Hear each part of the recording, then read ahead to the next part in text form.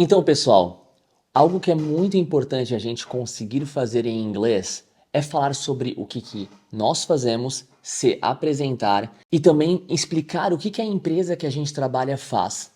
Esses são pontos que surgem principalmente numa job interview, mas também no nosso dia a dia. As pessoas perguntam pra gente: Léo, o que tu faz? Me explica o que tu faz no teu dia a dia, com o que tu trabalha. E para isso a gente vai utilizar aquela estruturinha que a gente viu anteriormente, chamada presente simples, porque a gente está falando de fatos.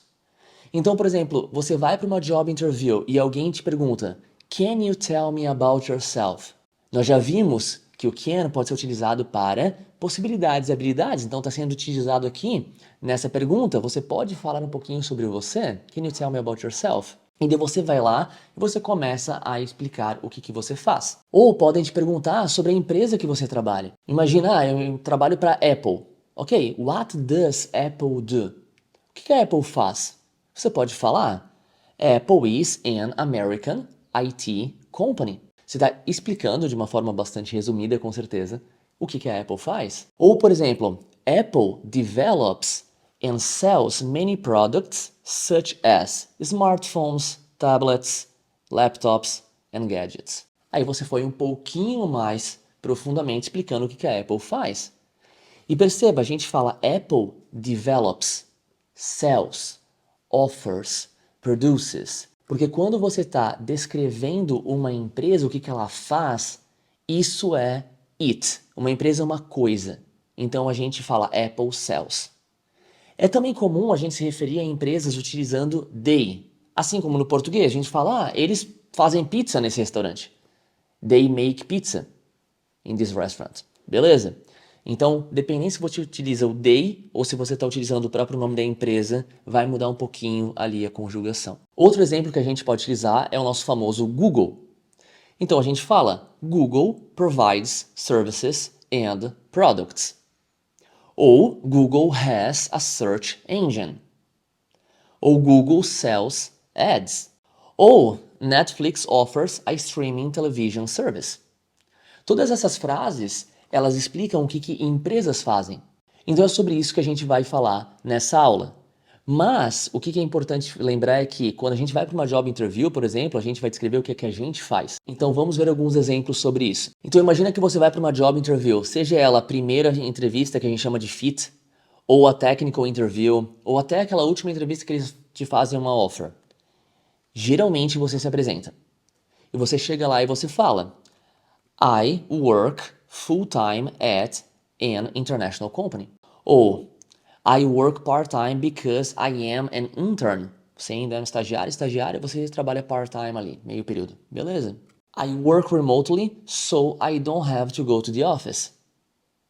Perceba que você dá um fato, I work remotely, so, consequência. Então, so é um ótimo conector para você fazer esse tipo de conexão entre duas cláusulas numa sentença.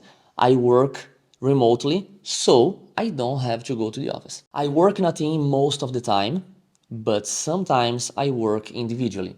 Então, o but também é um conector que a gente diz que ele traz uma oposição de ideias, um contraste de ideias, muito útil também. I am responsible for managing projects, processes and people. Você já tem uma certa experiência, você vai lá e você vai descrever as suas responsabilidades. Essa frase aqui cabe bem no LinkedIn também de vocês, tá? Ou, na forma negativa, I don't deal directly with customers. Or with suppliers. Então você não lida diretamente com essas pessoas. Ou, por fim, I am in charge of a team. Minha responsabilidade, eu estou no comando de um time.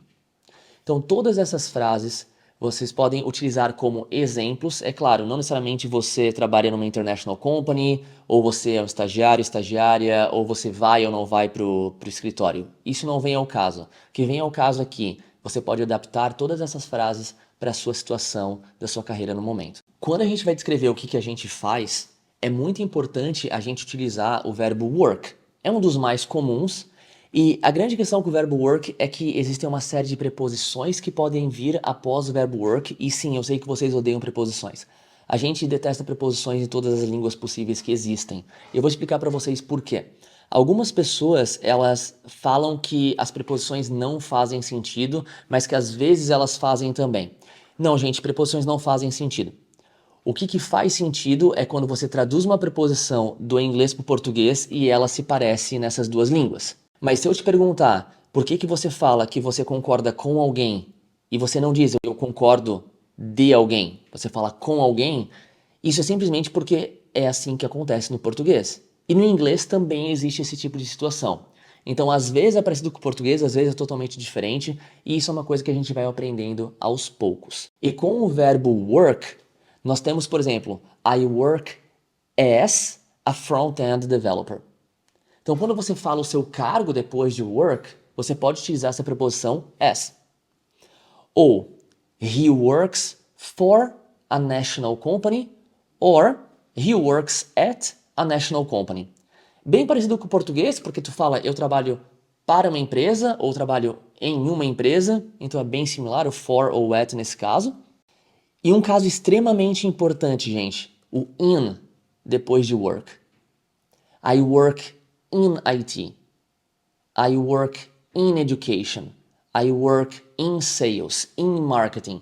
A gente utiliza work in e a área que você trabalha, o campo que você trabalha. É extremamente importante lembrar isso porque muitas pessoas cometem errinhos aqui. Além disso, work on é um ponto que eu quero que vocês prestem bastante atenção. Muitas pessoas cometem erros quando elas vão descrever projetos ou tasks ou atividades que elas estão trabalhando. Quando você fala, eu estou trabalhando em um projeto, ou eu estou trabalhando nisso agora, geralmente nós utilizamos work on. Por exemplo, I usually work on different projects at the same time. Gente, você está trabalhando num projeto. E se você traduzir in, não vai ficar correto. Então, muitas pessoas utilizam o in nesse tipo de exemplo, mas na verdade é on. Imagina que a sua chefe chega para você e fala, tu finalizou aquela atividade que eu te pedi? E tu fala, tô fazendo agora. Tu pode falar, I am working on it right now. E por fim, quando você utiliza work with, você pode falar, we have to learn how to work with people.